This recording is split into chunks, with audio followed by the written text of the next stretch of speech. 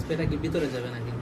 না, ওই জায়গাটাতে পলিপাসের জায়গার মধ্যে লাগে। এটা লবস করার লিগে ওইটা একটা ই তো গ্যাস কোয়ালিটি তো গ্যাসের মতো ওটা ভিতরে জায়গা তাছাড়া আর কিছু না। এটা গ্যাসের মতন তো হ্যাঁ ওই গ্যাসে হয়। এটা তো স্প্রে মানে গ্যাস।